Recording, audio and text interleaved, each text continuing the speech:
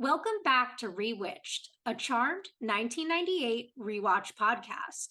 Join us on our journey as we recap, examine, and critique the series episode by episode from the beginning.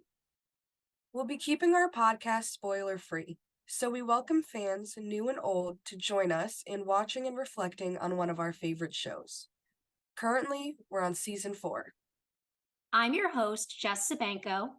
And I'm your host, Mia Sabanko. Now let's get into this week's episode. This week, we're discussing Season 4, Episode 7, Brain Drain. It originally aired on November 8th, 2001, and had 4.75 million viewers. So, we start out at the manor in the kitchen and it's morning time. Piper is burning these cookies that she's making. She's very upset about it and wants to make another batch. And Phoebe makes a fat phobic joke that, not very acceptable today. And Phoebe tells her that she's obsessing again, and Piper's like, I'm not obsessing, I just want everything to be perfect, that's all. And she says that she's making the cookies for her friend Wendy's baby shower that she's hosting at P3, and that she feels bad that they aren't as close anymore, and says in the last couple of years, we vanquished more friendships than we have demons. And then they notice that Paige put an empty milk carton back in the fridge and forgot to put it on the list again, I guess. And Phoebe says it would take Paige more than a week to adjust to living here. And Piper's like, still, there are common courtesies, common sense, rules. And Phoebe says, but you have to admit, it's nice to have the power of 3 under the same roof again. She's like, right. And then she tells Phoebe to grab the gift baskets that she made, and they head out of the room. Okay, so first thing I want to point out here, so they make it very clear that Paige has been living there for a week. How much fucking milk are these people drinking that there have been multiple instances of her not putting it on the list? I know, again. They go through a carton a day. Like, what the fuck? That's fucking crazy. I didn't even think about that. Like, that doesn't even make sense. Oh. Also, See, this I feel bad that again here it feels more like, they're focusing more on the power of 3 aspect and less on the sister aspect of her being there, you know? no, 100%. It's going back to what we were talking about in terms of like them just wanting her there because like magically it's helpful as opposed to, you know, Family sisterly. reasons. Yeah. Exactly. And I do like that here they're bringing up what I feel like we've pointed out many times throughout the series, which is they have no fucking friends. And I'm glad that the show is like drawing attention to that. Like, yeah, being magical has made us lose a lot of our friendships. Okay, there we go. I'll take that. Right, like at least they're clearing it up in some sort of way because I swear to God, it was like people coming in and out that were like, oh, fucking Roslyn we've known each other for 17 years. Like, what are you talking? We've never seen her before and we never see her again. No, literally. I mean, even the friends from this episode, I'm 80% sure we'll never see any of these women ever again. No. Wendy and her baby? Nope. Yeah, best of luck to him. But I totally get like Piper's mood here. It's also reminding me a lot of like Brew when she's like, I'm not obsessing. Like, I just want everything to be perfect. I'm like, you're really like your big sister here, but also like hard relate because me, anytime I'm like in charge of something. Seriously, that's definitely you. I don't know. I feel it does fit very well with Piper's like mentality lately. Like even during the Sins episode when she was like had gluttony and it was her over obsessing and always doing that. So this does feel like it fits in with her and like she is channeling a little bit of her Prue energy in this. I think it's perfect. Like I love it, No, I reaction from totally her. agree. I love it too. And I like that Phoebe is again being supportive, but also like kind of calling her out for what she's doing at the same time. Yeah, turning into middle sisters hell. It's wild to see them subtly change. Definitely. So then we go to the dining room and they're kind of like walking through. So eventually we're going to end up in the living room. And Phoebe's saying, Aunt Phoebe sure would like to throw one of these for you one day. And Piper trips over an easel and she's like, damn it, Paige. And Phoebe's like, "You're changing the subject." And she's like, "No, I'm ignoring you." And Phoebe says, "Well, you can't ignore that beautiful little girl of yours we saw in the future. And if my math is right, you and Leo better start, right around now." She's like, "Phoebe, we saw a lot of things in the future that won't be happening now." And Phoebe says, "I know, but that doesn't mean you can't have kids. I mean, don't you want little kids?" And Phoebe seems so excited. And Piper's like, "Not with demons dropping in all the time, I don't." And speak of, Cole shimmers right in next to them, looking all disheveled and appearing out of nowhere after several episodes. Yeah, where you been? And he's like, "Phoebe." And she's like, "Hold that thought. Piper, generations of Hallowells have fought demons and had kids. It didn't stop them. Why should it stop you?" And Piper says, "Did it ever occur to you that maybe this is none of your business?" And Phoebe's like, "Oh, that's besides the point." And Cole's like, "Phoebe." And Phoebe's like, "How does Leo feel about this?" And she's like, "I haven't talked to Leo about this yet." And Phoebe's like, "Well, don't you think we should?" And Piper's like, "We?" And Cole whistles at them. Phoebe's like, "Yes, Cole, what is it?" And he's like, "Freeze the room really fast and then unfreeze only me." And Piper's like, "What? Why?" He's like, "Just do what I say and I'll explain after." So she does it, and Cole's like, "The rest of the room's still frozen?" And Piper's like, "Cole, we're the only ones in the room." He's like, "We're not actually.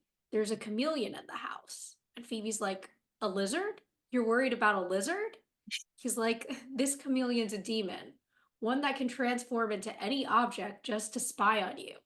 And he starts saying that it's been there for a while and it explains why the source hasn't attacked. He's been gathering information and then asks them what's not supposed to be there. And Piper starts looking around and blows up a chair. And Phoebe's like, "Piper, I think that was Paige's chair." And she's like, "Yeah, I know. It was ugly." Phoebe laughs, and then the clock starts chiming again, and Cole points out that the room unfroze. And Phoebe notices a strange lamp, and just as she points it out, it morphs into a demon who telekinetically throws them across the room. And Cole throws an energy ball at his arms, which explodes, and this green goop goes all over the gift baskets, and then his arm regenerates. And Piper blows up the clock instead of the demon. Then on the stairs, we see Paige walking down with a laundry basket in her hand and headphones on. And Cole throws an energy ball that hits her laundry basket just as she orbs in and out. And the demon looks around at all of them and then shimmers out. And Paige is like, "What the hell happened?" And Piper said, "The freaking furniture just attacked." I love everything about this scene. So much chaos. You know, I love a good chaotic moment. I'm sorry, but Phoebe needing so hard to be a part of this is cracking me up. Like, what do you mean we? It's so funny and it's so good because it's just bringing me back to what was it, season 2 with baby Matthew, and how good Phoebe was with him.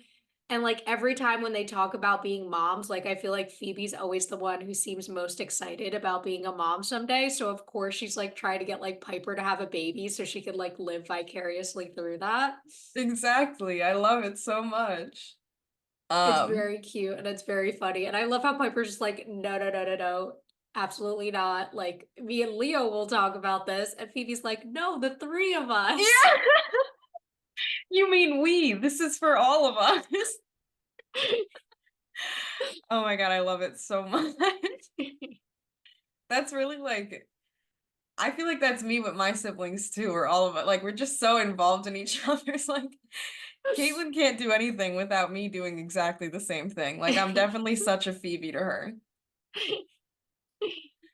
I swear to God. I love it though. But I will say, Piper is making a lot of valid points here. She's like, there's too many demons, and the whole idea that, obviously what they saw in the future might not come to be. I mean, they saw a future where Prue was there, right? So Yeah. There was definitely quite a few things in their future that have changed. So, you know, not gonna have high expectations about that.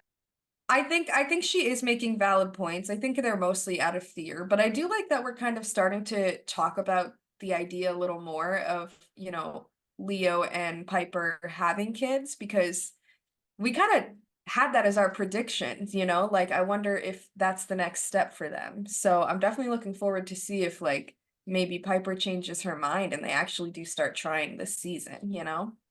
Yeah, I'm definitely wondering that too. I'm also wondering, like, kind of if the sources are big bad of this season, maybe like if or when they deal with that, that would be like the time when they would start trying, like maybe next season in season 5. Absolutely. Yeah, I could definitely see that if because it does seem like the source is going to be the big bad here. Yeah. We're seeing a Uh, lot more involvement from him from episode 1, you know? Definitely. And now, like, we're getting this again lingering idea that even though he's not directly there, like, he's always lurking in the background. And I mean, spoiler to the end of the episode, but we will see him this episode. Precisely. As far as like the whole Cole stuff goes, a lot of comedy. I love the way that like Piper and Phoebe, like they were with Paige a couple episodes ago, are just ignoring him to continue their conversation. It's so real. It really is. Fuck them. Fuck men. Doesn't matter. Honestly, true. And of course, now we know the source's little plan, gathering information. Then we get a little more of like Piper's annoyance with Paige's things. Her art easel that's just left and Piper trips over, and then of course the ugly chair that she's blows up. It's so funny because they have such a like big, spacious house, like, you know, that's never changed anything, you know, everything's always looked the same. Paige has one thing on the floor, like it's just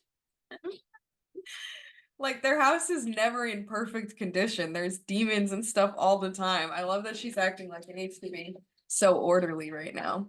No, literally. But yeah, obviously we can kind of tell here that, you know, the issues with Paige are going to be part of this episode, you know. Yeah, exactly. So then we have the theme song, and we move back into the living room. It's a little bit later, and Phoebe's laying down, and Leo is healing the cut on her forehead. And he asks how long the chameleon was there, and she says that the lamp's been there at least 3 days, even though she didn't see it until that moment, I guess. And Piper asks Cole what he thinks the demon wants, and he's like, I told you, gathering information. She's like, but for what? For why? He says it's for the source's next attack. And then Paige comes in and asks if they can claim this damage on the homeowner's insurance. And Piper's like, usually not. And she's like, usually? You mean I can expect my furniture to get blown up again? And Phoebe says, get ready for the unexpected. That's rule number 1 in the Halliwell Manor. And Piper says, want to learn the rest? And then Paige kind of makes a face at her, and Phoebe's like, maybe now's not the time, considering we have to figure out a way to find this demon. Then Leo suggests scrying with his blood, and Piper thinks it's pointless since he already told the source what he learned. But Cole thinks that he might know how the source is planning to attack and that they can get that information out of him. And then Paige says, I know. What about pooling our money into a fund to cover anybody's damage, no matter whose it is? And then the doorbell rings, and everybody looks confused, and Piper and Phoebe go to get it and just completely ignore Paige. I love that like Paige's number one focus here is just like her chair that got blown up. She's like, what if we just like pool our money? What about that, Yeah, I guys? know. Like, they're all talking about the demon, and she's just so one-track minded right now. She really is a Hallowell. I was about to say, very Halliwell of her. But so far, it just feels like, you know, them all gathering together, doing their little planning. I love it. Again, any scene where we have all 5 of them together figuring things out makes me happy. Yeah, I feel like a lot of it is really repetition of what we learned last scene, but kind of some little character stuff happening here. So it's a good scene. And like you said, I love when the 5 of them are interacting. So a little bit of that is always fine by me. Exactly. Yeah. Just seems like they're trying to come up with a plan to find this guy, with, of course, those slight bits of comedy from Paige. Exactly. So then we go over to the entryway, and the sisters open the door, and it's this woman named Becca who tells Phoebe that it's been a long time and Piper that they should go. And Piper's like, go? She's like, to the shower. Wasn't I supposed to pick you up? And Piper tells her that there's some stuff going on at the manor, and Becca's like, "So what else is new, huh? You want some help with the party baskets?" And Phoebe stops her and says Piper can't. And Becca's like, "Oh no, don't tell me that you're not going to come. Everyone's so looking forward to seeing you again." And Piper's like, "Oh really? They are? Well, then we can't disappoint them. We'll get some stuff at the market on the way there." And Phoebe's like, "Will you excuse us for 1 minute?" And closes the door. And she's like, "Piper, are you out of your mind? You can't still go. We have to scry for that demon." She's like, "Well, it doesn't take three sisters to scry. You and Paige can do it, and then call me when you find him." She's like, "Piper," she's like, "Phoebe, look, the bottom line is if I'm ever going to have kids, then I have to have a life first, which means I need to be a human first and then a witch later. Okay? Got it? Good." And she heads out the door and yells bye to Leo, and he's just like, "Bye." I don't know why, but that was like the cutest thing ever to me, like the I whole loved it. deep in a conversation with Phoebe, like this little argument, and then she's like, "Bye, Leo," and he's like, "Bye." Like it's just so cute. I don't know why, but that shit melted my heart. I was like, why are No, you it guys just really melted mine too. I was like, couple goals, honestly. seriously? It's just everything to me. I absolutely love it. Aside from that, of course, we have another introduction to a friend that I'm sure we will never see again. Yeah. But I do like this, Piper desperately trying again to have that normal life that she's always kind of fought for, always dreamed of. And then, of course, giving Phoebe that excuse about having kids. And I think that we can tell that Piper subtly does wish that she could have the kids right now. She does, but she's like, we know she's just a worrisome person, and that fear is kind of getting the best of her. Yeah, like I think if Piper weren't a witch, right? If all this stuff wasn't going on, when she got married, she probably would have wanted kids right away. But with all the demonic stuff and her not being able to have like the life she wants, Hmm. that normal human life, I think it brings up more of those fears for her. And it also just feels like she's having something taken away from her, which I think is something Piper really struggles with when it comes to magic all the time, is that it's stealing something from her rather than adding something to her life. Absolutely. That's actually like a huge thing that I've noticed in her too. She's very glass half empty kind of person rather than looking at the blessings in certain things, which we see glimpses of her doing, but it's definitely something that she struggles with, constantly thinking that her life is ruined or things are just interfered, that she never has a chance to be happy, you Yeah. know? Which it's not like it sucks because obviously it's not true, but it's very realistic because there are lots of people who do that in their own mind and you can't control that, the thought process. And it's a hard thing to acknowledge. And I wonder if we'll see Piper kind of grow a little bit more with that and start to realize what she does have, you Yeah, know? definitely. And I think she sometimes even forgets, like, if it weren't for magic, her and Leo wouldn't be together, right? Like, Yeah, that's what brought him into her life in the first place. absolutely. She found the love of her life like that. Exactly. After this, we cut to this underworld cave, and the demon is pacing in a room filled with candles, and there's screaming in the distance, very hell-like. And then the source appears and says, "You have failed me." The chameleon's like, "I beg to differ. Aside from finding Balthazar, everything I've learned about the Charmed." And then he cuts him off and says, "May all be for naught now that they expose you, Alistair.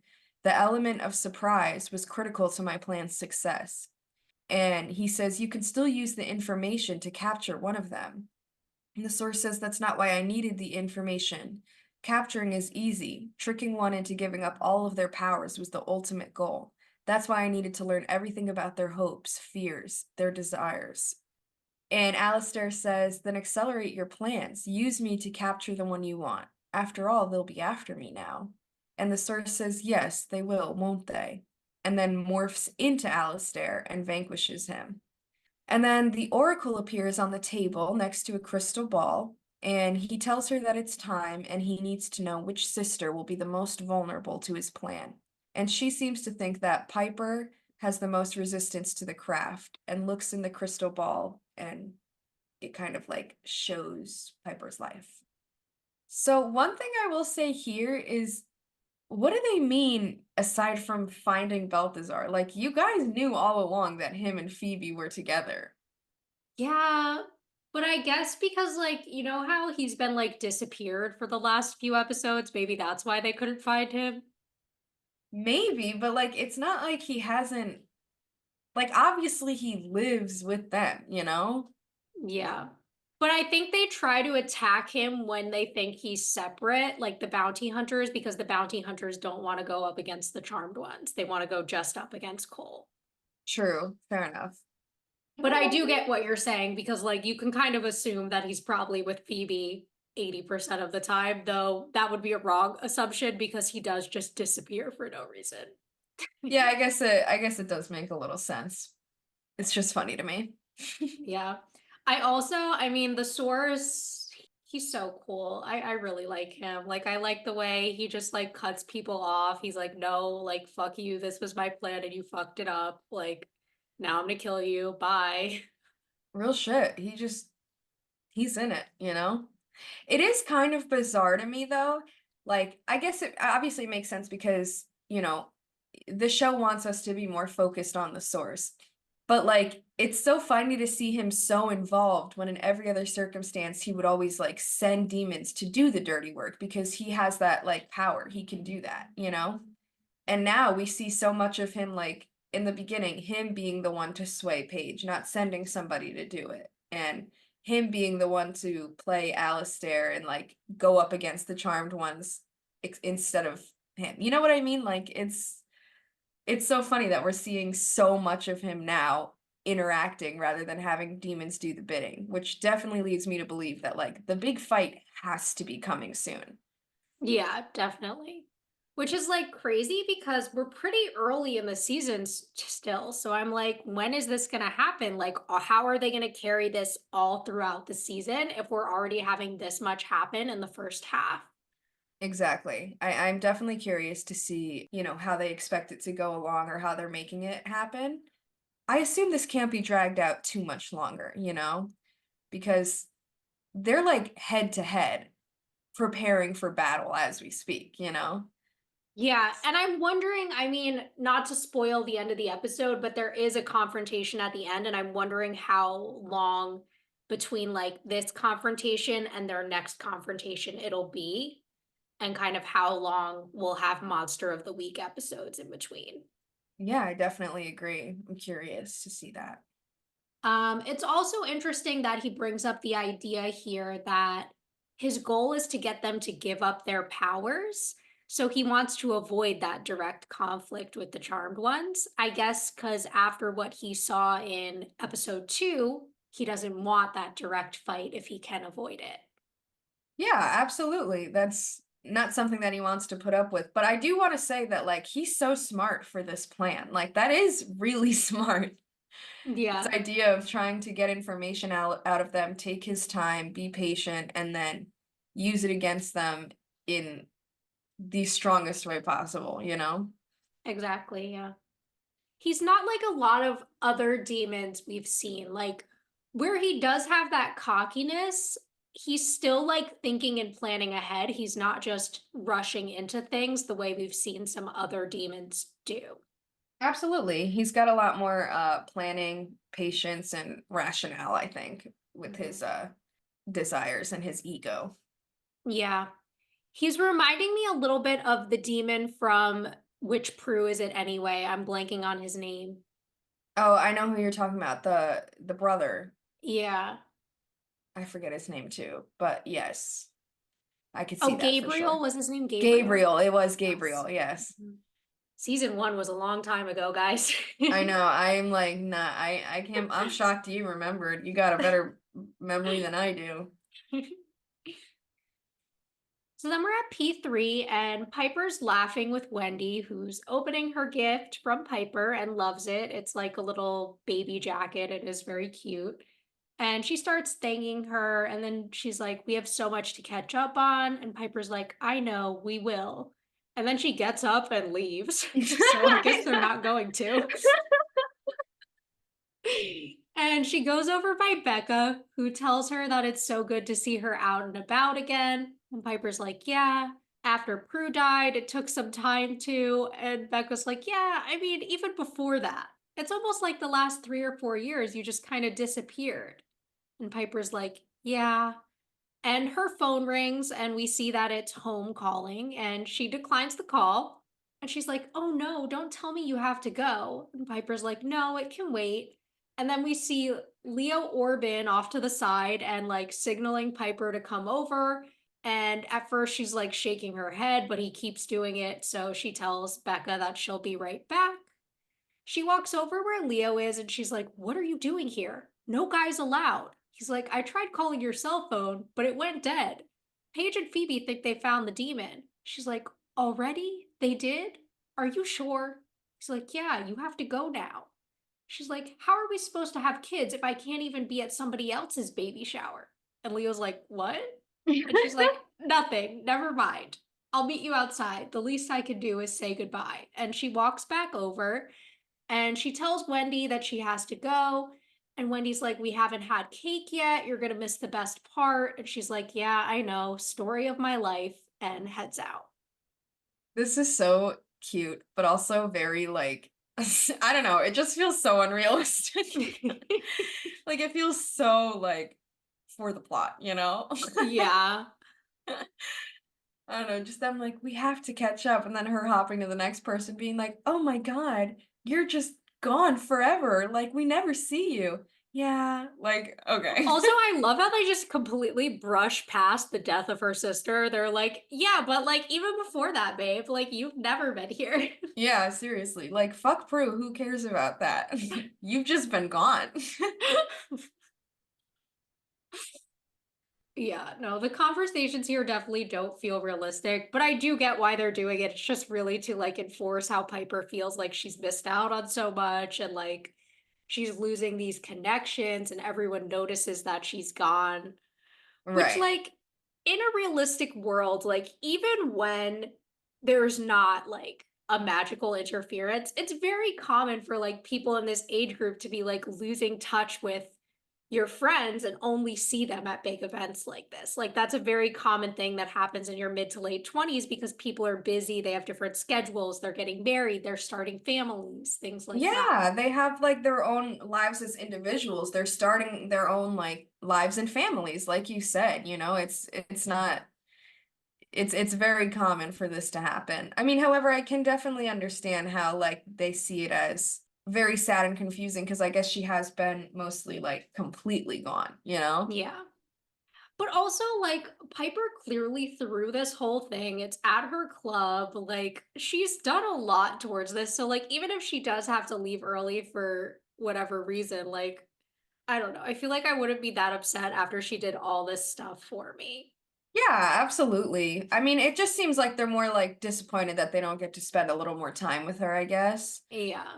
But yeah, no, it's definitely, you know, a little unrealistic, I'd say. Yeah, like I feel like the conversations could be a little more well fleshed out and establish a little bit more of these friendships. Like make us really Hmm. feel what Piper's feeling like she's missing out on here. Like, Yeah, what if Wendy had said something like, oh, like you didn't even get to stay for the wedding and now you can't stay for the baby shower either? Like, things like that, I feel like would help us like build more of this dynamic. absolutely, because we don't, yeah, we don't get to see any of that. It's just, it feels very much like these people are only thrown in there to just emphasize the point of the episode, you know? Yes. Or even if they were bringing stuff about how like they missed Piper's wedding because she eloped and like, are they going to try to have a baby? Like, what if it was more like genuine conversations that people would be having? Yeah, that would definitely make us feel the connection a lot more than we do based on this, you know? Yeah, definitely. And I mean, as far as the little Piper and Leo segment, I really like this part and how she's kind of like trying really hard to just like get rid of him. And he's like, Piper, come on, like this is your job, basically. You have Yeah. to go. And her bringing up the kids and him just being so fucking confused about it. It's so perfect. He was like, "What?" Yeah, the three of them haven't talked about it yet. I know, like, who does Piper think she is bringing something like that up when Phoebe's not around? Oh my God. Like, this is husband, wife, and sister conversation. Come on. Precisely. Wouldn't have it any other way. Exactly. But yeah, no, I did love that moment too. It feels like this whole scene is just, again, really trying to emphasize Piper's dreams of having a normal, regular life. Exactly, yes. So then we move back to the manor and we're in the parlor. All five of them are there. And Paige says, "So we've got a spell to vanquish the chameleon, but we're not going to use it. I don't get it." And Leo says, "Well, you vanquish him only if you have to. The goal is to try to interrogate him, find out what the source is planning." And she says, "Okay, but I'm thinking this guy's not going to be so eager to spill his guts." And Cole says, "Oh, he'll spill. I'll see to that." And Phoebe says, "No, you can't come. He saw you with us, which probably means the source has some bounty hunter ready to attack you or capture you or something." And he's like, "So what else is new?" And she says, "Well, it doesn't make it any less dangerous." And Paige says, "So the question still stands. How do we get a demon to stop and chat with us?" And Phoebe says, "Well, Piper can freeze him and then unfreeze his head. She's done that before. How do you feel about that?" And Piper's like, "I don't know." And Cole says, "Why? You got a better idea?" And she sits down, looking away from them, kind of sad. And she's like, "Maybe we could tell him to offer the source a deal instead." And Leo asks, "What kind of deal?" And she's like, "Well, something like he stops coming after us and we stop going after him." And then Phoebe sits in front of her and is like, "What?" And she says, "Of course, that would mean we'd have to stop going after all of his demons too, which would be fine by me. It would stop all of the constant attacks." Then Paige leans over and whispers to Cole, "Am I the only one that thinks she bumped her head?" And Phoebe says, "You can't be serious, Piper." And she's like, "Actually, I've never been more serious in my life. Think about it. This could be an opportunity for us to get out of the demon fighting business once and for all." Then Leo walks over and kneels next to her and says, "Wait, and just give up on your destiny?" And she's like, "How do you know we haven't already fulfilled it? I mean, God knows we saved scores of innocents already. Maybe that's enough. Maybe it's time for some other witches to take over and let us get on with our lives. Isn't it worth the try in exchange for what we might be getting? No more putting things on hold, vacations, friends, kids." And Phoebe's like, "We can't give up now. We're so close. We have to take out the source if we can. And if not just for our sake, at least for Prue's." Then Piper looks down, all sad, and she's like, "Fine. I just hope we don't end up where she did."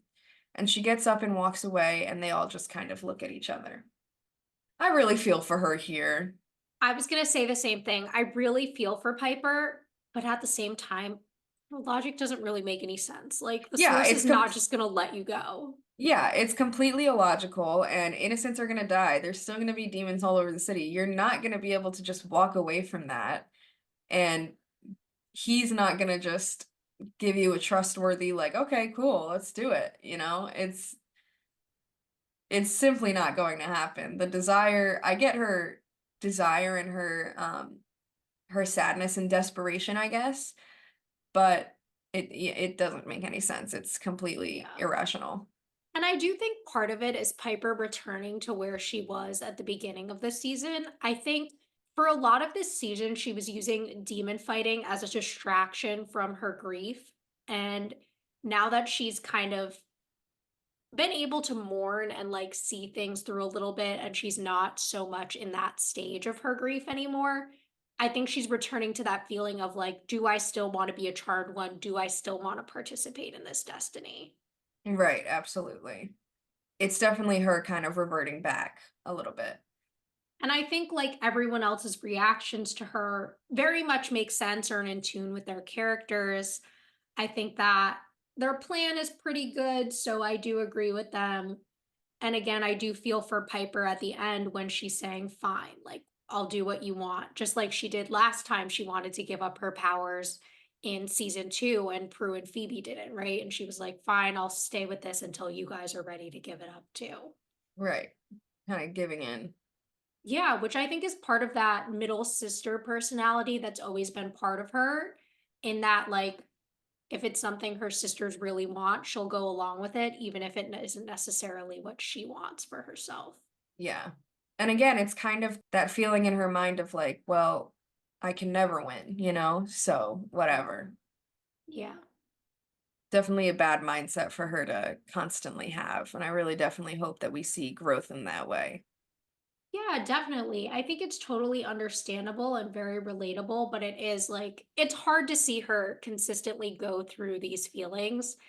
And I hope that at some point she will be able to kind of outgrow this, or at least be able to manage it a little better than we've seen her over the last few seasons. Yeah, absolutely. Like I have a lot of faith in Piper, you know. I hate like I don't see it as like a bad thing about her. I see it as something that she struggles with that like I really wish she could progress with, you Mhm. know? So I definitely Yeah. hope to see that because we Yeah, love because our I hate Piper. seeing Piper sad. Like, I really I do. know. It like breaks my heart. Really, it does. She's so good at being sad. I know. We love our Piper. We Just do. want you We to be do. happy, Pookie. Yes. So then we're in an alleyway and it's nighttime, and the sisters are standing by the Jeep, and Piper's saying that something's not right. We've checked both alleys twice, and there's a map on the hood, and they start scrying again. And Phoebe says that this is definitely the right place.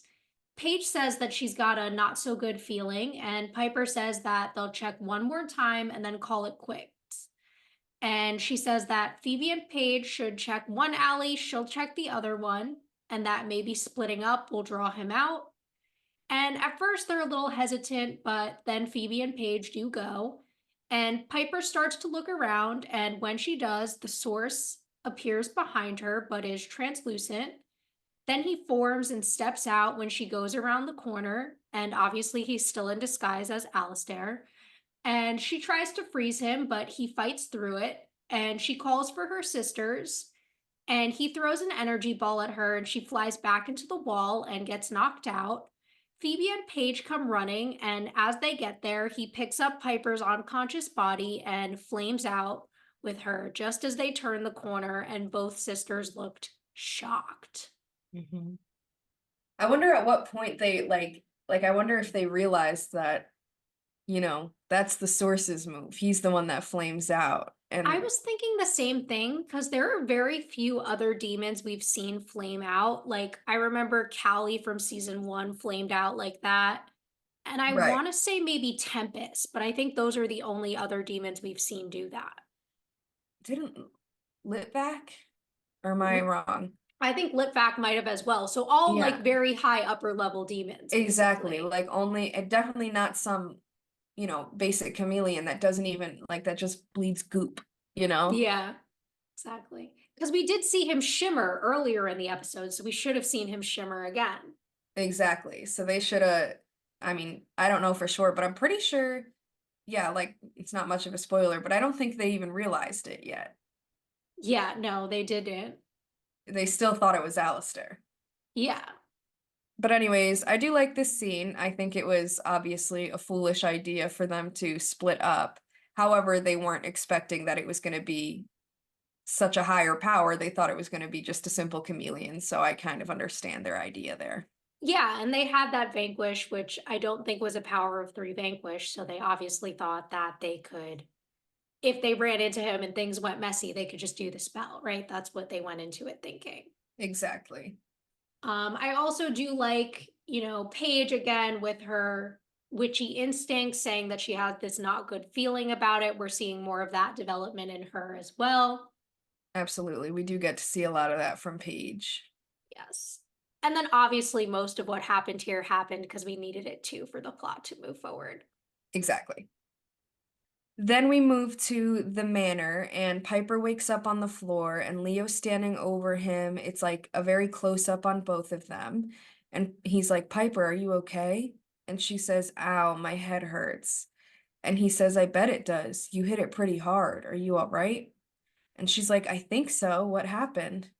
And he says, What always happens when you have one of your episodes? You threw yourself against a wall. And we notice Leo is in like a doctor's jacket and Piper's in a blue jumpsuit that says Halliwell Hospital. And she's like, Episodes? I didn't throw myself. What are you wearing? And then all around the room, people are like freaking out and doctors are around them. It's clearly like other mental patients. And Leo's like, it's okay, those are just the other patients. And he takes her hand and helps her up. And Piper's like, what the hell is going on? And he's like, it's all right. You're at the sanitarium. You're home. And she looks at him super confused. Ooh. What is happening now? I absolutely love it. It's really interesting. And I mean, obviously, Charmed is not the only show to ever do this, but I do like the way they carry out this plot line. There are lots of shows that like do an episode where it's like a supernatural show and they make it like, oh, the character is actually like in some type of psychosis, like causing them to believe they're magical. And I Yeah. really like the way that Charmed handles this episode. I like it painting Leo as the doctor. I think that's really smart. Though I will have some comments on their relationship later on in the episode. Yeah, I definitely will as well. But I absolutely love it. Like as we continue on, we'll see so many like little things and just how this fake reality where they're like she's in a psychosis, how it actually pans out. It's amazing to me. Like I love when shows do things like this. Yeah, no, it's very interesting. And so far, I mean, I like the way that they confused us in the beginning by doing those close-up shots. I think that was really smart so that like we didn't find out until Piper did. That was really well done Mhm. as well. I absolutely agree. So then we come back from commercial. We're still at the manor or The sanitarium. yeah, Hallowell Hospital. Yeah. And Piper and Leo are walking around and she's asking where their furniture is and what these people are doing in their house. And Leo's like, our house? Piper, Hallowell Hospital is hardly our house. All these people live here too. And she asks what's wrong with him, and he tells her to calm down. And she's like, no, Leo, I will not calm down. Something very strange is going on, something demonically strange. The demon must have cast a spell and changed the house, and changed you. And she starts calling for Phoebe and Paige and running off. And this orderly grabs her and tells her to relax and is like holding her from behind. And she calls for Leo. And then we see Alistair walks over and Piper says, that's him. And he's like, Piper, we've been through this before thousands of times. There are no demons, they're just figments of your imagination. She's like, want to bet? And she says the chameleon spell, but nothing happens and she's confused. And Alistair's like, Piper, why do you insist on demonizing me and every psychiatrist who's ever tried to help you? And Piper says to the orderly, let go of me. I've got to blow him up. I'm going to blow you up. And he's like, her violent impulses are returning. Straight jacket. And a nurse runs off to go get one. And Leo's like, Piper, why won't you let Dr. Alistair help you? She's like, I don't need his help. I need your help. Get this guy off of me so I could use my powers. And Leo's like, Piper, you don't have powers. You're not a witch. You don't save innocents. You never did. She's like, what? And they look over at Paige, who's knocking things over and being picked up by an orderly and trying to get out as he carries her. She's like, this isn't fair. This is my house too. I can do anything I want. You're hurting me. And Piper's like, Paige, Paige, a demon took over the house. Orb out of here. And Alistair says to put her in isolation, and they put her in the straitjacket, and she tries to fight it. And he's like, I'm not going to give up on you, Piper. We're going to free you of these delusions. I promise. And she's like, shut up. Phoebe, Phoebe. And she gets carried off and she's still fighting. And Alistair's like, I can give you everything you want if only you'll let me help. This illness has already consumed more than 3 years of your life. And we cut to the underworld cave where we see Piper laying on a table, and Alistair, aka the Source, and the Oracle are both there, and his hands are like next to her head, and he's saying, don't let it rob you of any more. You're not a witch. You only think you are. God, this give it up for the source man. This is just genius. Like No, getting it's inside of her head brilliant. and messing with her that hard. Like taking the time to convince her that she's really just crazy in order to get rid of oh my God. Genius. No, it's so smart because, like, at the end of the day, in the real world, what makes more sense that she's having a mental breakdown or that magic is real? Exactly. And we'll see like him kind of we'll see how he picks at certain things in order to kind of make it seem more realistic and more desirable to her. And it's just a level of like fucking with somebody's head that is scary. No, Like, 100%. like gaslighting and manipulation to the absolute extreme. Yes. Uses her entire life against her. Now that is an evil man. Yes, and creating this universe where magic doesn't work, right? So Piper has that expectation already. And of course, the reason the spell didn't work is because he's not the chameleon, right? But also because magic doesn't work in this universe right now. Exactly. Because it's technically he planted something inside of her head, you know? He didn't even like create a false universe in the real world because she's still there knocked out on the table.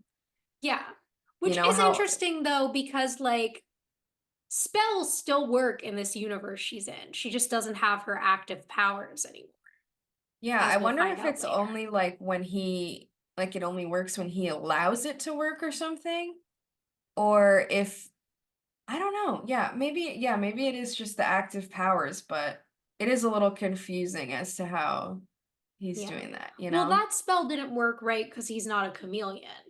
So I think that's the only reason that one didn't work there. Like, I think if she'd done a spell against the source, which I don't think one exists, it would have Right. worked still. Right. Probably yes. Who knows? I'm But like that's just my speculation there. that I does make also, sense. yeah, I'm also interested to see the way kind of the other characters are going to take place here. Like, obviously, we see Paige is also a patient. I also would like to comment that he says he's putting her in isolation, but we'll see in the next scene that her and Paige are together, so it's not really isolation.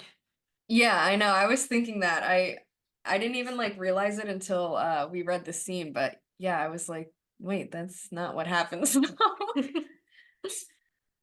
Aside from that, I like that we kind of see everybody involved, you know, like everybody in her life plays a role. They call the doctors, all the demons in her past, you know, Hmm. and Leo's still a part of this universe. Paige is, we're gonna see Phoebe shortly. Like it just is so perfect.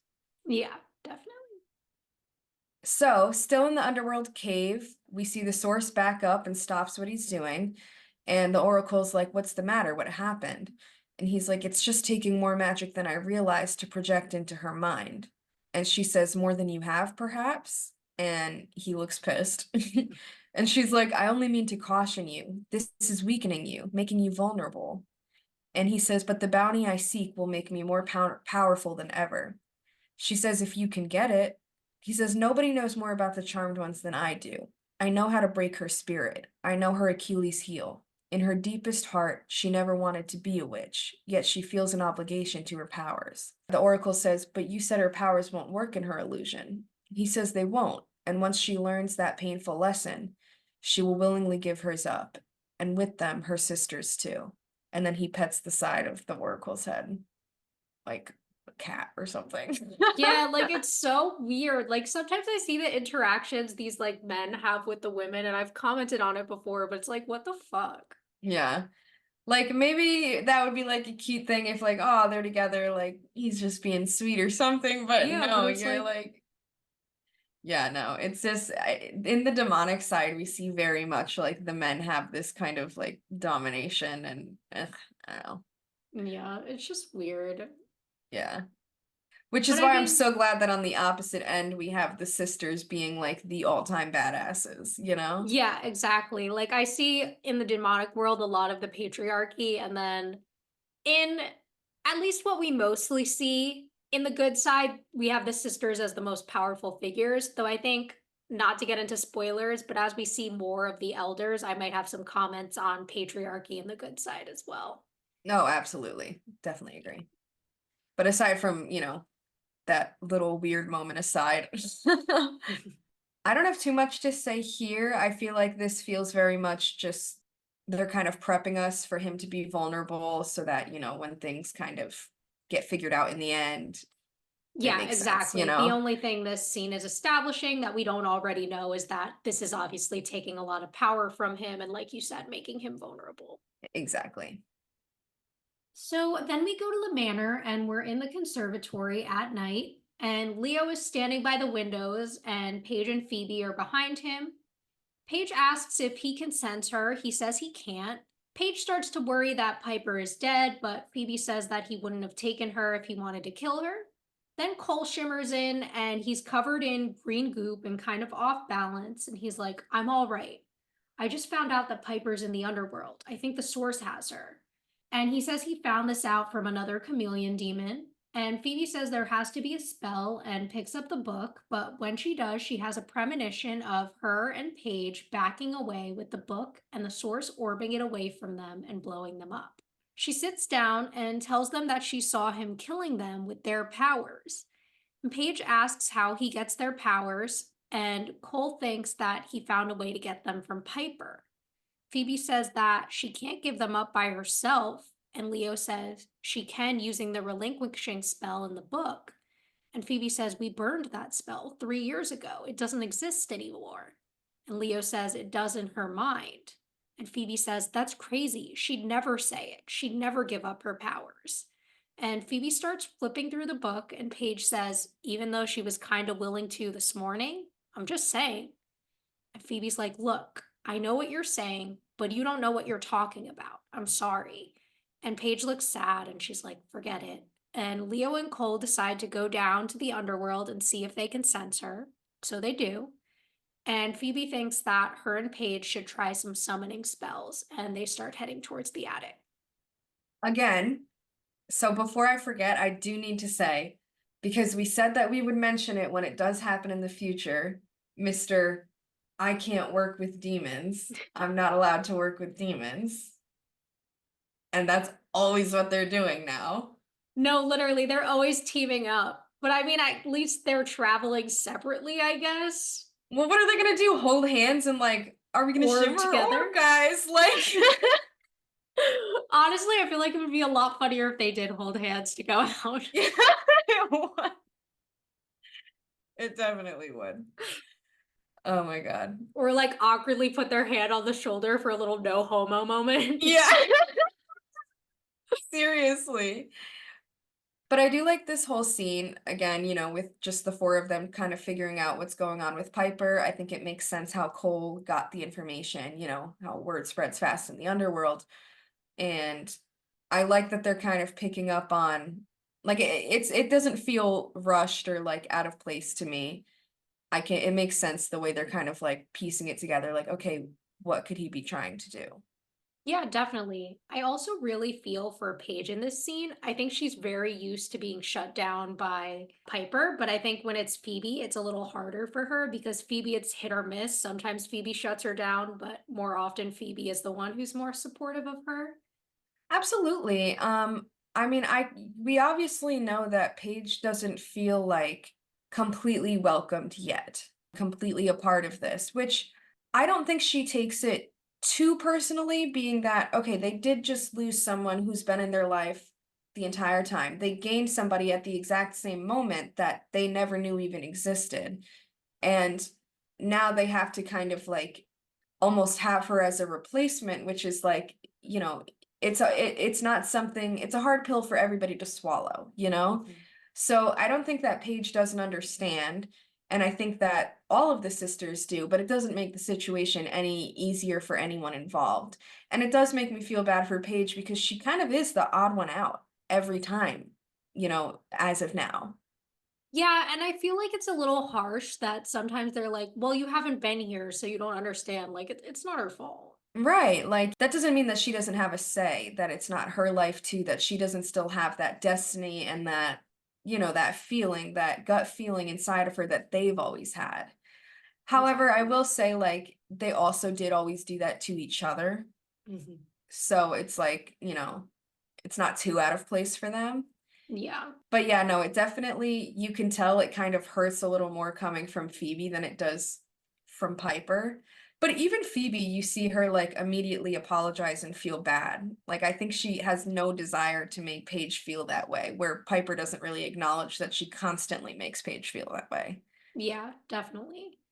And I do like that. I think it's more Phoebe just being so convinced that Piper wouldn't do this more so than like rejecting Paige, right? Exactly. And I do like, the premonition. I think that makes sense to me. And I'm really just interested to see kind of where we're going from here, what their plan's going to end up being, if any of these Yeah, spells might work or not. yeah. This definitely so far feels really good to me. Now we go back to Halliwell Hospital. We're in the kind of fantasy world, and Piper is strapped to a bed next to Paige, and Paige says, "I thought you said I wasn't good enough for your little coven." Piper's like, "Paige, you're under a spell. You don't know what you're talking about." She's like, "I tried to be your friend. I even tried to play your stupid witchy games, but all you could do was complain about me and my stuff and how we didn't compare to your beloved Prue." And Piper's like, "I never said that." And Paige is like, you don't have to. It's obvious in the way you treat me. You don't even like me. Really almost cried at that. And Piper says, "Paige, that's ridiculous. We're sisters." And then Dr. Alistair walks in and says, "You don't have any sisters. You're an only child, Piper. You know that." And she's like, "I'm going to be so happy when I vanquish your sorry ass." And he says, "You use it to explain the things that you can't accept, just like your best friend did before she got well. Prue?" And she's like, "Don't you dare talk about Prue." Then Paige says, "Here we go again, Saint Prue." And the doctor says, "You've never forgiven her for finally accepting that she wasn't a witch. You've convinced yourself that she's dead." And Piper says, "She is dead." And he says, "No, she's not. We released her 3 months ago. She's recovered. She's free. Just like you could be if you stopped fighting it. Accept your reality." And she's like, "Let me out of these restraints. I'll show you some reality." Then Alistair says, "I'm afraid you just hurt yourself again. I'm truly sorry." And then he leaves, and Piper starts calling for Leo, and Paige is like, "Ugh, would you stop with the Leo, Leo? You're driving me crazier than I already am."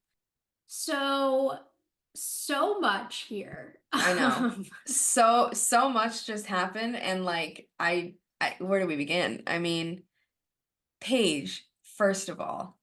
Honestly, like I know it was just like a quick, subtle little moment, but it really made me want to cry. Like, And also the fact that, remember, all of this is stemming from Piper's head. So she must realize in some way that, like, she is being hurtful to Paige and probably showing Paige that she doesn't like her.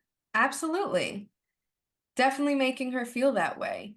So that was another thing that I had considered, like, is it because it's a projection of, you know, her deepest things that she's like she won't acknowledge on the surface? Or is it that the chameleon has this information, gathered all that, and saw it, Mm. and that's why Alistair is playing into that illusion? That's smart. I didn't consider that angle, but I think both of them could definitely be true. Exactly. So I Yeah. definitely like I was sitting there thinking about that, and I mean I want to say it's got to be a little bit of both. Yeah. He's tapping into everything that he knows. Exactly, because he was gathering all this information about their lives to create this universe. And it doesn't take a genius to see that Paige was kind of being treated that way by Piper. So Yeah. I And wish then we got going to, I'm to, sorry, go sorry, go ahead. ahead. I was just gonna say I wish we got to acknowledge it from Piper a little more here, Like have her Yeah. kind of realize it. And I wonder if we'll see like a shift in Piper after this, now that she has had this moment where, which I don't think would ever happen in real life, where Paige is calling her out for the way she's being treated, right? So I wonder if that will lead to some subtle changes in the way Piper's been treating her. Yeah, I'm definitely curious to see that too, if it does wake up her mind a little bit. Yeah, definitely. And then for, I mean, the Prue stuff, oh my God, what a fucking power play. Also, with the like, you could be free too. Like, does freedom come from death? Like, is that kind of the metaphor we're going for here, right? Like, the only way to escape this world, which he's saying is her delusions, but we know is reality, is to die, to give up her powers and die is the only way to escape it. Yeah, that's definitely what he's ultimately meaning, but he knows what he's doing where he's playing that trickster, that manipulation. And this is what I meant when I said he's like fucking with her mind to an unimaginable level, like just the lowest of the low, turning her deepest, most painful tragedy into like, no, no, she is alive and you could be just like her. You could be with her again. if you just let go. Like, how dare you? Like, you are evil if I've ever seen it. Like, I know probably when we talk about, who our favorite demons of the season are, obviously the source, because he was such a big one, we're probably going to put on there. But it's moments like this that make you acknowledge, like, it's not just because he was a big bad of the season, it's because he is really, like, evil to the max. 100%. Like, there are no limits for this guy. Exactly. And I mean, then we end off the scene right after all of that tragic sadness with this little moment of comedy where she's calling for Leo and Paige says, "You're driving me crazier than I already am." I know. Like, what a way to kind of wrap that whole thing up. Can't stay serious for too long. Never, never. They got to keep it light sometimes. Exactly. They were getting us a little too hard with that. Exactly. So then we see Phoebe come bouncing down the hall eating chocolate chip cookies. And when she comes in, she tells Piper that they're not her best. And Piper tells her to untie her, so she does. And she says that they need to reverse the spell. And Phoebe gasps. And Piper's like, "What did you see?" She's like, "I saw the back of my eyelids. What did you think I saw?" And she's like, "Oh no, Phoebe, not you. Not you too." And Paige is like, "Hurry up, Looney Tunes. Get me out of here." And Phoebe frees her, and they're all standing together. And Piper's like, "All right, I don't know what the hell is going on, but we got to get to the Book of Shadows. And since evil can't touch it, it's still got to be in the attic, right?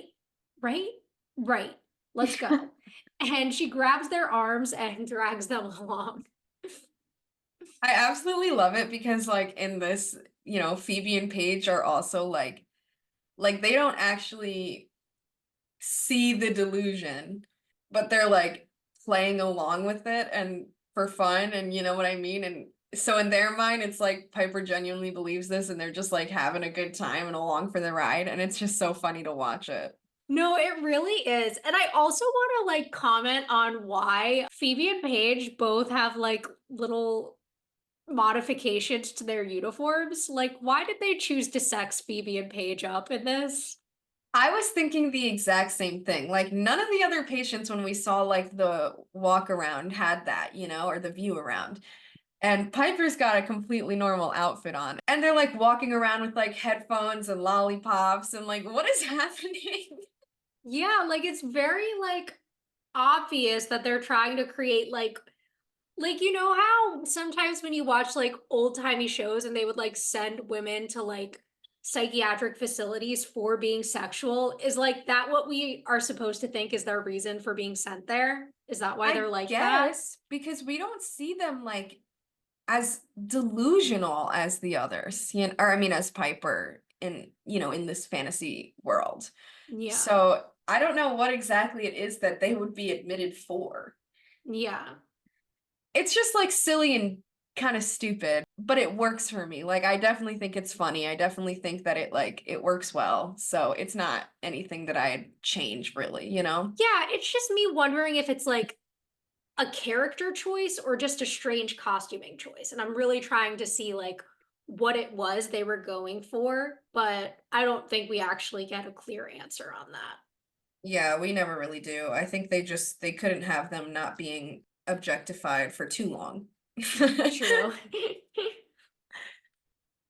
So then in the halls of Halliwell Hospital, there's a bunch of monitors up, and Piper asks where Phoebe is, and Paige just doesn't care. And then Phoebe runs in with a broom, and Piper asks her what it's for, and Phoebe's like, "Well, for flying, silly." And then this man screams, and Phoebe's like, "Uh-oh, another innocent to save." And she starts like running up the stairs with the broom like in front of her. And they all get to the attic, and we see that Cole is being electroshocked and yelling. And he's like, "You can't hurt me. I'm the mighty Balthazar," and then passes out. And Phoebe's like, "Stop it. He's not evil anymore. He's good." And then the doctor gets up and starts walking towards them, and Piper hits him in the head with the broom and I guess knocks him out. And Paige is like, well, he sure flew. Then Phoebe runs over to Cole and starts kissing and like cuddling up on him. And Piper's like, "Stop that. Has anybody seen the book?" And Phoebe's like, I know where it is. I hid it so the doctors wouldn't, I mean, the demons wouldn't find it. And then she runs over to a cabinet and pulls it out from behind. And it's like this handwritten, like, notebook thing that says Book of Shadows on the front with like a little poorly drawn triquetro. And Piper's like, "You are nuts." And Phoebe looks upset, and Piper's like, "Okay, I don't understand how a demon could have the book or could take the book out of the house, unless this isn't the house. Okay, I gotta get you two out of here, and maybe that'll break the spell." And Paige is like, "How come the spell didn't work on you?" And Phoebe's like, "Shh, don't question the rules." And Paige makes a face. Then Piper starts to open the window and says that they'll climb down. And Phoebe's like, "What about Cole? I never get to spend any time with him." And Piper's like, we'll come back for him later. Come on, hurry, faster." And they start climbing out. And as she's going, Alistair comes and is like, "Piper, don't." And she goes and he like smiles evilly after she's gone. It feels very right to me that Piper's first thought isn't like, "Oh, he's in my mind," it's like, okay, he set up this spell and I have to be the one to try to break it. Like, you know what I mean? It definitely feels right because that would be what my mind would go to as well. Like, okay, he cast a spell on the house and is making everybody think a certain way, when really it's like these aren't your real siblings. This isn't the real everybody. Yes, and like her instinct being to like get them out of there to hopefully break the spell, right? So I think that works for me. First of all, the Cole stuff, so tragic, so sad. Like they are electroshocking him, which I don't think was a thing anymore at this time That's what I period. was gonna ask you. I was like, in the 90s, or no, not even, because we're in early 2000s now. Yeah. This was definitely not I think still that was stopped in the 70s, if I'm being like, but I'm also not 100% sure, so don't quote me on that. like I'm pretty sure there were still like subtle like illegal things going on the side, but like there But it was was definitely not mainstream psychiatry anymore at that point. exactly like Yeah. that was definitely not right at all. Yeah. So that was like really just like awful to see. And I think a lot about this institution is supposed to remind us of earlier times, which I think is why it was kind of giving me the vibe that like Paige and Phoebe might have been there for some type of sexual thing. And even this moment with like Cole and Phoebe was kind of giving me that vibe as well. Yeah, it feels very like old-timey asylum. Exactly. I did like the way that they're kind of painting Phoebe as someone who just follows whatever Piper does. Like she's like, don't question the rules, like trying Hmm. to play the game and like have fun with it. And I Paige do kind of being too. like, ugh, but like wanting to be included was Yeah. really interesting as well. I think it fits well for me. And I don't know why, but like I love when we see Phoebe in moments like this because she's so good at playing that like cute little like just like happy-go-lucky, Yeah. kind of person. Like she's just like a little kid having fun. And I love when we get to see her like that and see that side of her come out. It makes me so happy every time. She plays it so well. Yeah, I love it too. And then, of course, we have their great escape and Alistair pretending he doesn't want it to happen, but obviously really being like, yes. Exactly. So then we're out on the streets of San Francisco and we see the sisters running. And Piper's confused because everything looks normal. And she's like, we should go back and try to get the demon to talk. And Paige is like, I'm thinking he's not going to be so eager to spill his guts. And down the road, we see this man steal a woman's purse and run off through the street. And Piper runs out into traffic after him, and like a car is about to hit her, and she like tries to freeze it. Obviously, it doesn't work. She gets hit. And in the underworld cave, the source comes out of the illusion and says to the oracle, I believe she's just learned her lesson.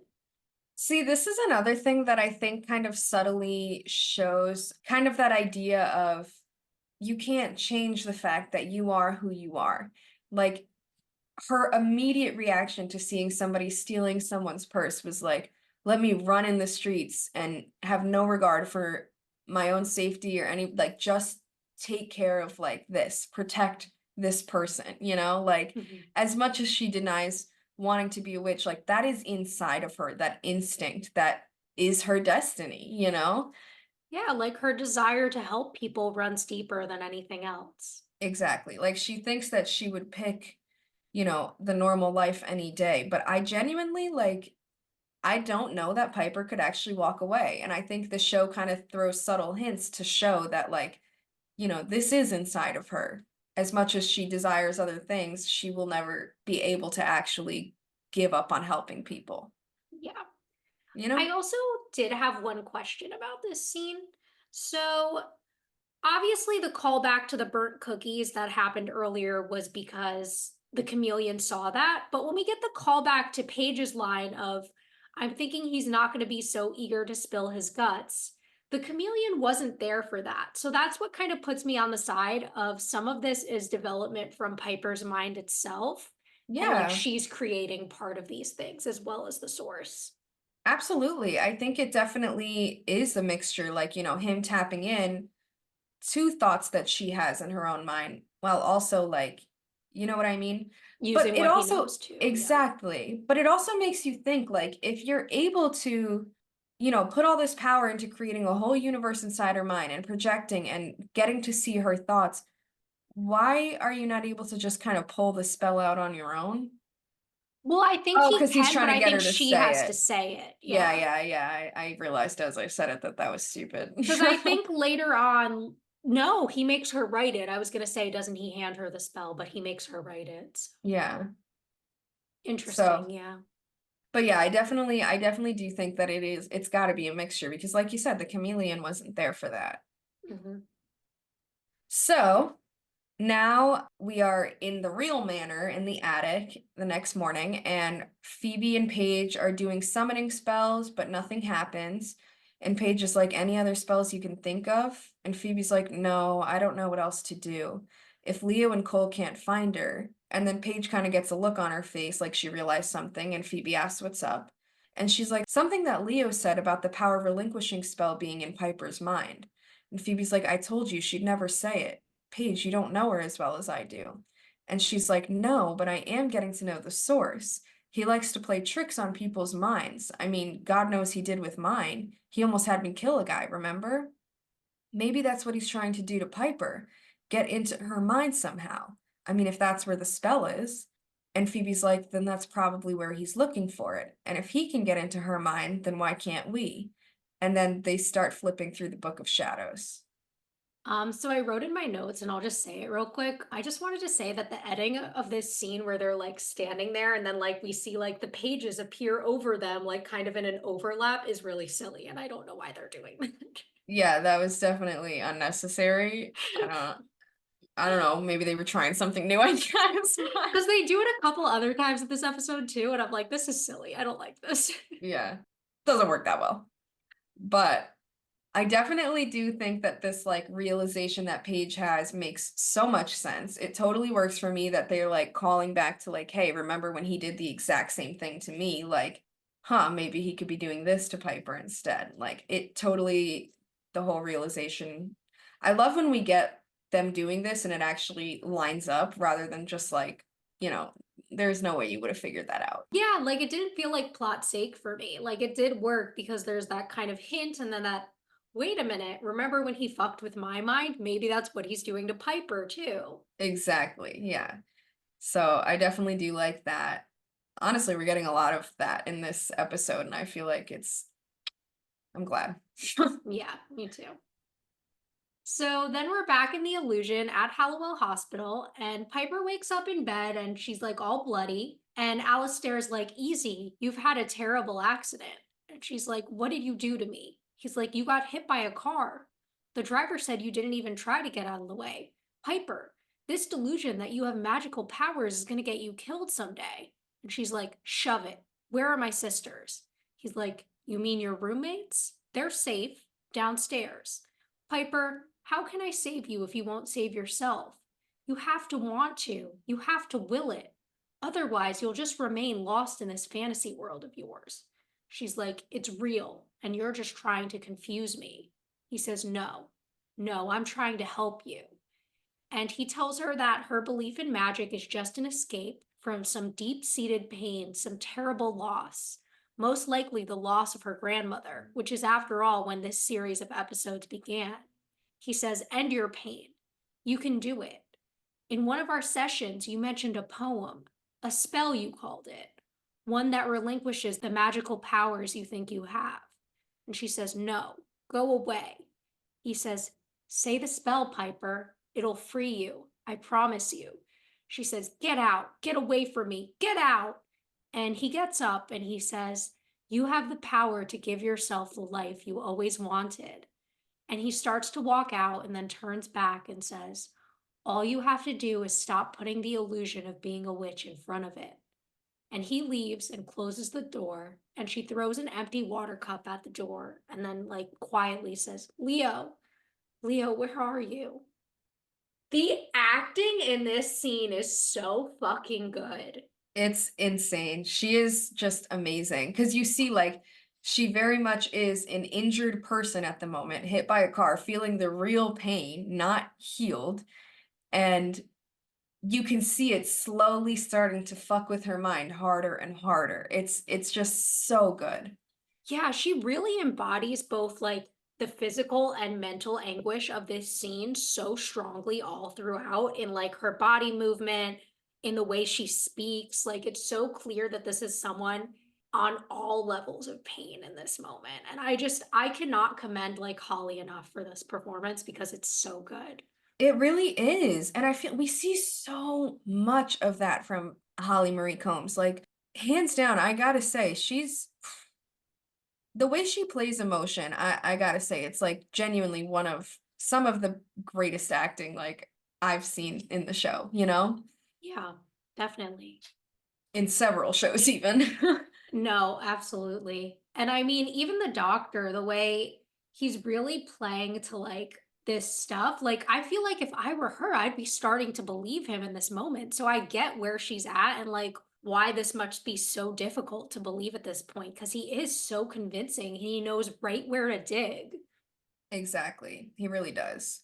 I will say, like, the moment he had said, like, oh, but like you can relinquish your powers, you know, like that, like basically that probably would have made me a little more suspicious. I think he could have brought it up a little more like, oh, it's just some stupid thing. But the way he's presenting it, like, do this, and you'll be free. Like, I'd be like, okay, you're just trying to get me to give up my powers, you know? Yeah, but I think the way he's kind of hinting at it, like talking about how it links to the death of her grandmother, which obviously in her mind and in the show is how she got her powers, but him saying, like, oh, this was a trigger of that loss. And like, look at how hurt you are. Like, you mentioned this in your sessions. Like, so it True. works. I do think, like you're saying, it came a little fast, but I think for the pacing of the episode, it does work. Yeah, absolutely. And I think like it's clear that Piper isn't quite there yet with believing him, but like she's starting to have questions, which I think works for me. I agree. So now back in the underworld, Leo and Cole are hiding against a wall, and Leo senses that Piper is hurt but doesn't know where she is. And then an energy ball flies towards them, and Cole throws one back. Then Leo thinks the source is blocking Piper's signal and says that they have to find the source then. So then Cole steps out and is like, well, there's only one way to do that. So he steps out and kind of allows the bounty hunter to electrocute him, and then two of them pick him up while Leo watches from the wall and follows. Cole sacrificing himself here to find her. Good on him. Is he a I good guy? know, Maybe. right? Like we're really starting to get that from Cole, and I'm loving it. And I really do like seeing like this whole Cole and Leo kind of working together here, you know? I love when we get to see interactions between the two of them. I do like their dynamic because I do think, like, even though they're obviously very opposite sides, I think they're like minded and they do kind of like work really well together. Exactly. They both have all this knowledge, and we've talked about that before, how they always kind of seem to be in sync on the same page in those ways, even though they're complete opposites. But I think that's what kind of makes them click together so well when it comes to circumstances like this, you know? Yeah, definitely. Yeah. So then we're back in the illusion at Hallowell Hospital, and Leo is sitting on Piper's bed, and he's like, hey, she's like, Leo, heal me, please. He's like, this ought to help. And he pulls out a syringe and she's like, no, not with that, with your powers. He's like, if I had powers, honey, I would use them. You know that I would. It kills me to see you like this. And he injects her and she looks at him and smiles. And he's like, what? She's like, white lights. I see white lights all around you. He's like, that's the painkiller. She says, no, you're my white lighter. And he smiles at her and then gets serious and says, Dr. Alistair says there's a way for you to get better. Is that true?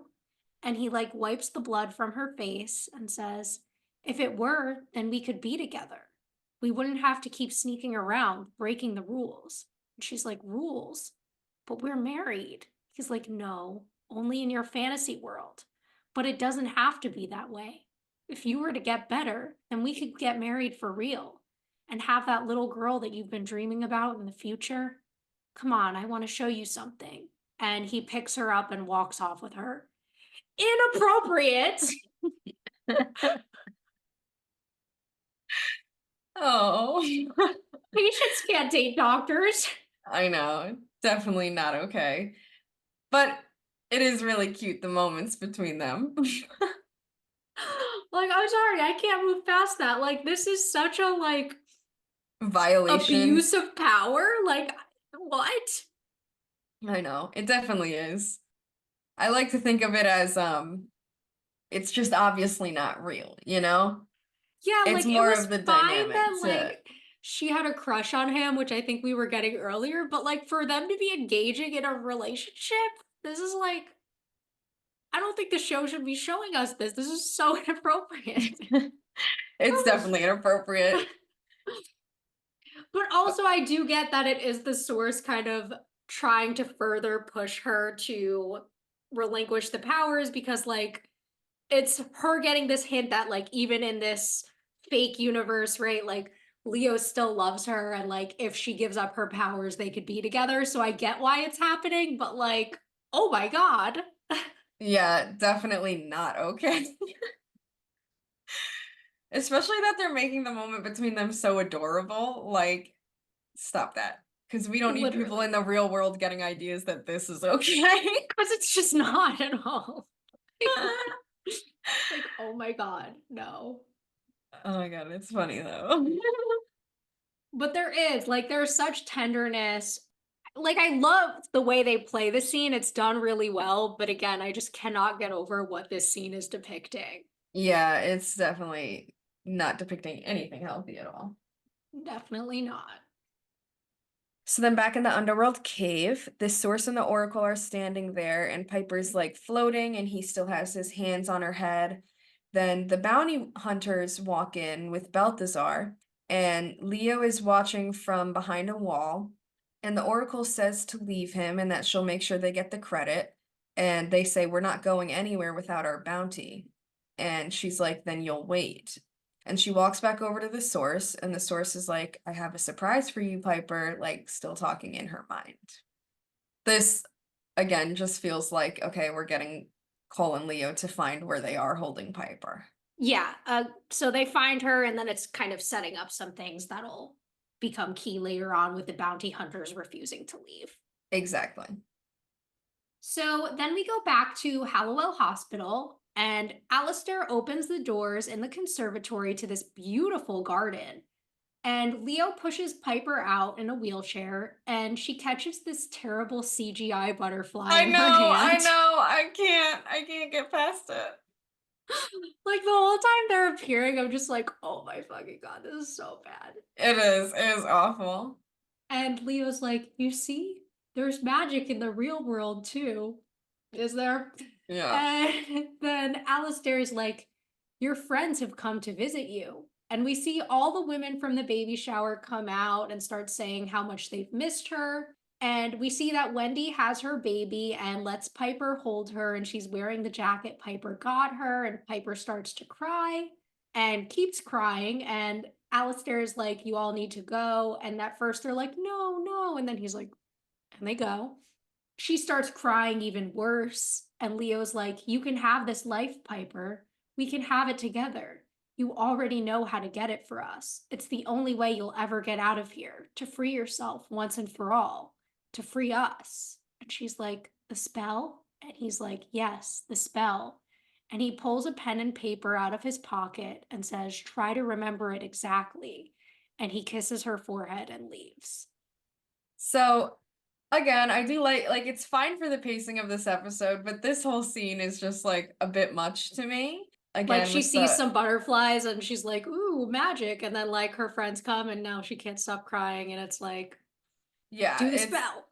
it's definitely you know, far-fetched, I'd say. I mean, the CGI alone, horrible. And also the fact that literally every single person from the baby shower showed up. Like, do you even know all these people? This could be like Wendy's mom and like Yeah. Like Wendy's cousin is there. right, like her fifth cousin that she barely talks to because it's for her baby. Like what? Like it definitely doesn't, I don't know. It definitely felt like a bit much, but I get what they're trying to do here. So, it's not bad. If that's the worst that this show is doing in this episode, then, it's Yeah. okay. At the end of the day, we kind of get that they're just kind of getting us to acknowledge that Piper finally reached her breaking point, you know? Yeah.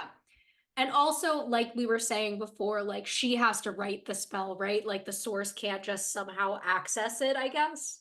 Yeah, exactly. So then, back in the real manor in the attic, Paige and Phoebe are surrounded by candles with the book, and Paige is like, "Are you sure we want to do this?" Phoebe's like, "This was your idea, remember?" She's like, "Well, in the abstract, yeah, but I have enough trouble being in my own head, let alone someone else's." And Phoebe explains that it's like astral projection and that there's a reversal spell to leave her head. She's like, "I'm not about to lose another sister, and neither are you." And they do the spell and pass out. So cute that they acknowledged Prue as Phoebe or as Paige's sister because like Paige never even got to meet her. I love That that. is a very sweet moment. And I remember us bringing that up in a previous episode. Like, Paige never got to meet Prue. So that acknowledgement that, like, Paige lost her too is really sweet there. Exactly. And I do like, because I feel like I relate to Paige here. Like, I would not want to go in someone else's head. Like, being in my own is more than enough for me. Yeah. Especially like when she has those kind of doubts about how Piper views her, like maybe that's not something she wants to see. Yeah, definitely. Because she even got that glimpse into that and Enter the Demon when she was in Phoebe's body and she was like kind of talking about Paige to Paige. Exactly. So then we go back to Hallowell Hospital in the garden, and Paige and Phoebe appear and go over to Piper. And Phoebe tells her that they have the spell and they'll get her out. And Piper's looking down and she's like, "No, no more spells." And Phoebe's like, "Piper, honey, it's us. It's your sisters." She's like, "I don't have sisters. Go away. Leave me alone." And the doors open, and Dr. Alistair walks out and goes, "You're too late. Her nightmare's about to end." So dramatic, Literally. but I love it. It's okay. Yeah. I mean, this is really just showing us, right, that Piper no longer believes in being rescued. She's really accepted that this is reality and she has to get rid of it with the spell.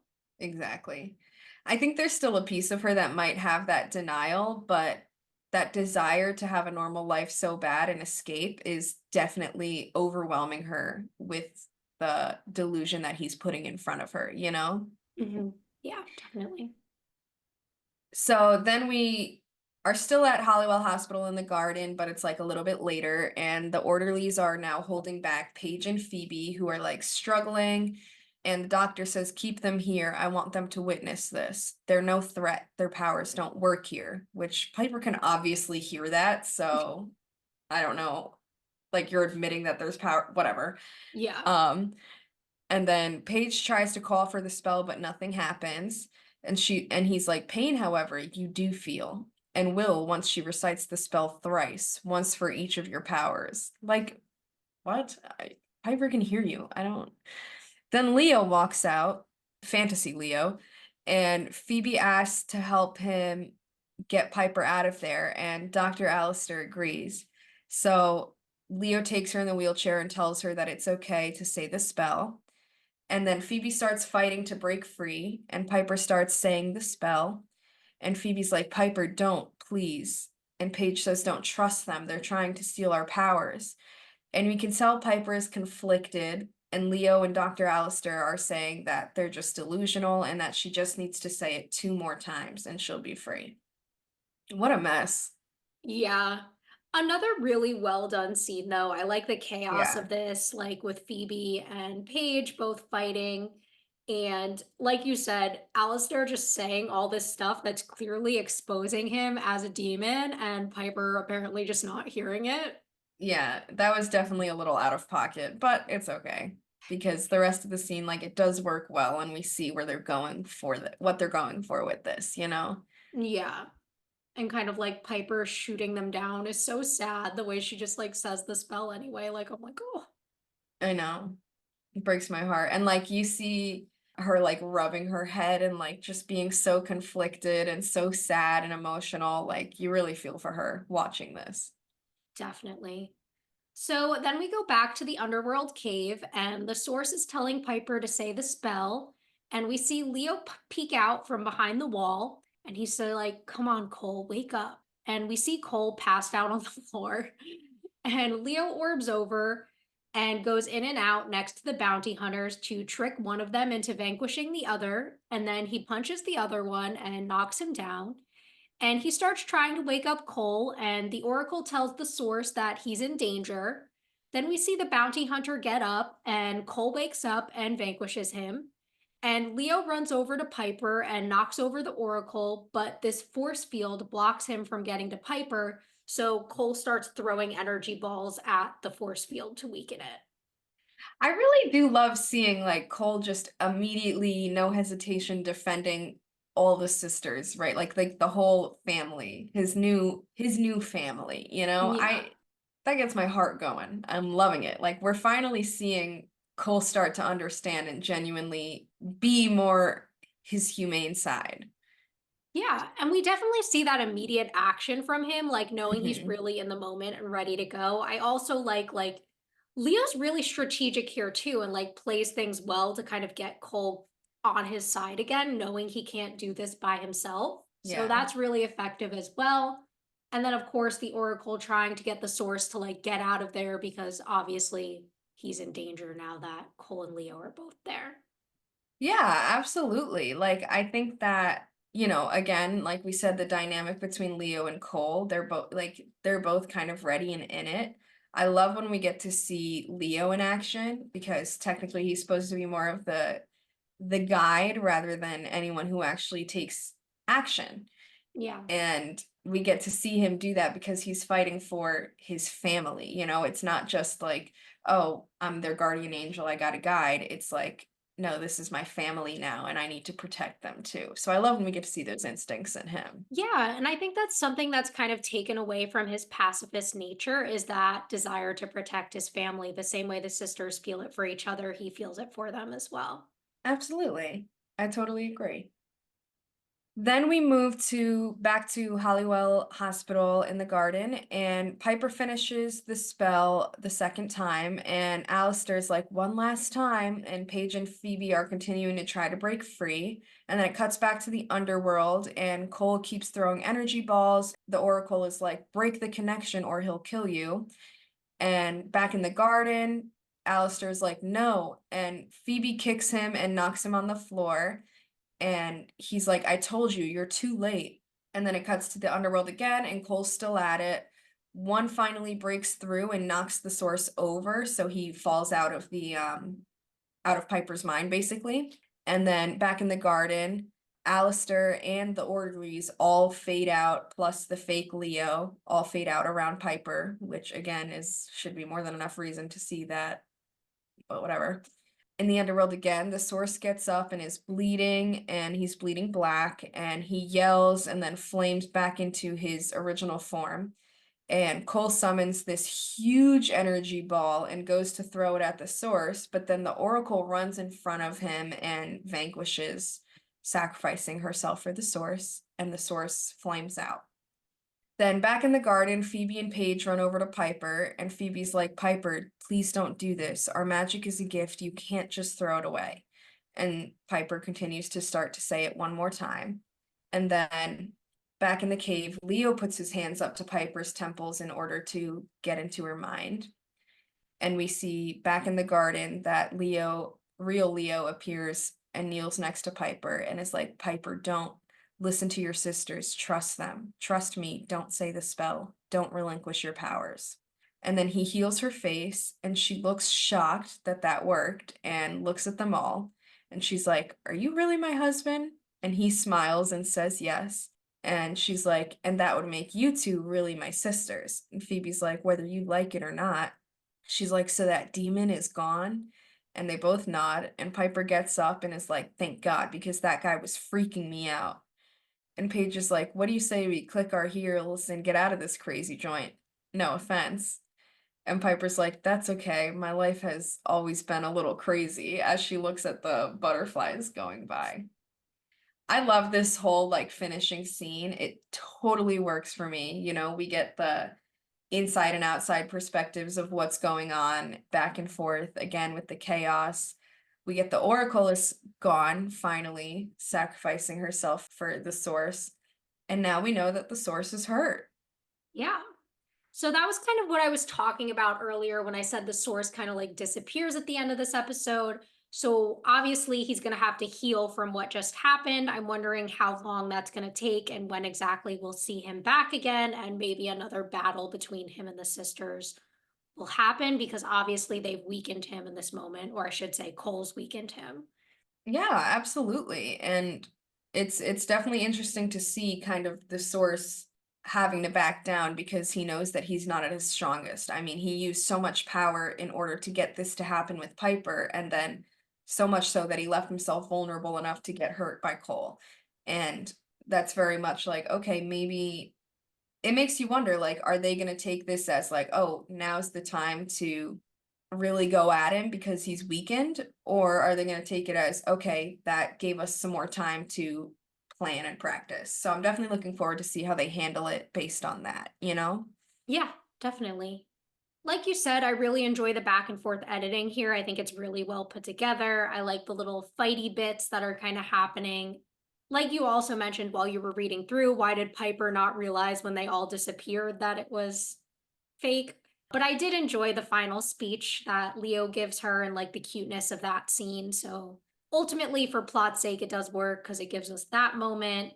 Me too. And yeah, that's all I'll You know say. what I did think about though while I was like saying that? I was like, huh, because in a way, it could have been Piper seeing it as her relinquishing these thoughts is what's ultimately removing them from her mind. Mm. But But then if you she's would think it coming would into the also real just see world, her exactly. You would think it would also just send her back into reality and realize that they're all just normal people. yeah. So maybe it was just some sort of confliction in her mind with that, but I don't know. I guess we're gonna have to just chop it up to plot's sake. I tried to make a little explanation for it, but yeah, you're right. It doesn't even work. Never does. Why do I even bother? Yeah, don't try to explain things. Come on, we should know this by now. Right. But yeah, no, ultimately I do think that it works out. I like how it played out and how kind of the real Leo and him healing her and showing her that the power is real kind of broke her free from that confliction. You know, but I love that she wasn't just immediately like, "Oh, okay, so I was right all along." She was like, you know, needed the validation from her sisters, from Leo and everything. It worked really well. It was super Yeah, cute. totally agree. So then we move to the final scene of the episode where we're in the manor, and Piper comes down the stairs and is walking all around, and everyone else comes down following after her. And Phoebe's like, is something wrong? And she's like, no, everything is just right. And Paige says, except for my chair. And Phoebe nudges her, and Piper's like, yeah, which I'll actually pay to replace. And Paige is like, oh God, no, it's not your fault. Or is it? And she's like, actually, yeah, it was. I was just upset that there was yet another demon in our house and in our lives. And I know I should stop fighting it and just accept it, but And she's like, nah, it wasn't my favorite chair anyway. And besides, it's actually kind of good to know that I'm not the only one who struggles with the idea of being a witch. And they both smile. And Phoebe hugs Paige and says, no, believe me, you're in good company. And Leo says, well, the good news is that you won't have to deal with the source anytime soon because Cole hurt him pretty bad. Cole says, not bad enough, though. He'll be back. Phoebe says, so? He's gone for now, isn't he? First time in a long time. I think we should take advantage of that. And she's like touching his chest, and he like grabs her and pulls her closer. And he's like, why, Miss Hallowell, are you trying to seduce me? And she's like, always. And Piper's like, ew. And they go upstairs, and Paige is like, I'm just gonna go to the store and get some milk or something, and walks off. And Leo's like, are you sure you're okay? And Piper says, yeah. I'm never gonna stop wanting a normal life. But you know what? I think that's one thing that actually keeps me sane. And he says, well, you deserve a normal life, Piper. We both do. And maybe we'll get that when we vanquish the source once and for all. And she says, and who knows? Maybe one day I could have a baby shower of my own. What do you think? And he smiles and picks her up and he says, well, in that case, we need to practice a little. And they orb out. I absolutely, you know what's funny? This is like, because I've seen this show so many times, obviously, we know this, but this is like one scene between all of them that I've always remembered, like vividly. First of all, like, kind of ill that they're like, all knowing that each other is, having Literally. sex in the other rooms. Like, I wouldn't want to know that about my siblings. Definitely not something that I'd just be like, okay. But I think all around, this is such a fucking cute moment between Cole and Phoebe. Like, we get to see their kind of like, I feel like they have very much like a Bonnie and Clyde dynamic, you know? Mhm. And Piper and Leo have more of that romance aspect. So we get to see a little bit of both of that here, and I love it. And then Paige, of course, going back to the reference in the beginning of the empty carton of milk, like it just feels like a perfect tie around to everything. It really does. And I mean, it is cute. Again, like, did they need to announce in front of the others that they were gonna go have sex? Right. Not necessary, Yeah. but whatever. And I guess we're getting the idea that they are gonna wait a while on the source and kind of wait for him to show back up. Exactly. I'm wondering if that's the smartest plan, but I do like I kind of see it as the show kind of trying to give us a chance to like kind of just an opportunity to drag out the source thing a little bit longer, hold on to that suspense. Definitely. And I think part of it is like justified in the fact that like Paige is still learning her powers and they want to be like at full strength when they do kind of Right. confront him in battle. Definitely reasonable. Which is why it was like, because that's such a hard position, because you're like, shit, he's weakened. Is this the best time to, handle this? Or is it like, but should we take this time to make us our strongest and our best before we go after him? Yeah. So it's definitely kind of a difficult choice, but obviously they had no hesitation. For them, it's like any break from all this bullshit is, a win in their eyes, which I totally understand. Yeah, definitely. And props to Cole for hurting the source. Proud of you, gang. Yes. So, final thoughts on the episode? This has always been like, I wouldn't say one of my favorites. Like, I've got so many other ones that I just like have always loved more, but this has definitely always been one that stood out to me for sure. One that, I'm thankful that we didn't have too much to pick out on. There was a lot to respect about this episode, a lot to understand, a lot of dynamics between the whole group, as a whole, and I love when we have episodes like that. I thought it was phenomenal. Yeah, no, I definitely agree. I think this is a really well paced, really well put together episode. We always find little things, but overall, I do think it's really strong. And I think it is pushing forward some of our season long arcs, specifically with the source and kind of where that battle is going, kind of giving us a break from that plot line. I'm assuming to have a couple of Monster of the Week episodes before we get back to that big bad storyline a little later on. Yeah, absolutely. And I feel like the show kind of does this a lot where they'll, in the beginning, kind of like throw subtle hints at other things. Like, last season we got subtle hints about the source, and then this season, all of a sudden, we're in contact with him. And they're throwing subtle things that I think they're trying to create as future plot lines to continue the show going, like Piper and Leo, having kids as the next step. Like, we're starting to talk about that. So maybe in due time, like, that's going to be the next important thing that happens. And I like that the show does that. They kind of try to bring things up ahead of time and then like maybe get us thinking and get us drawn in to see like, okay, is it going to happen though? Like like we're all Yeah, waiting. exactly. So I'm definitely excited about the continuation with the source and to see what happens with that. I'm excited to see where Piper and Leo go. I feel like we got a lot of that throughout this episode. And I'm excited to see kind of the progression through the new power of three relationship as not only witches but as sisters. So there's definitely a Definitely. lot to look forward to that this episode drew out. Yeah, and I mean, I think you covered it all. I don't even have anything to add there. Yeah. Ultimately, excellent episode. Yes. Thanks for listening to this week's episode. If you want to reach out to us or follow us on social media, we're on Instagram and TikTok at rewitched_pod. Or you can send us an email to rewitched.pod@gmail.com. Either way, we appreciate you listening and hope you'll join us back next time for season 4, episode 8, Black as Coal.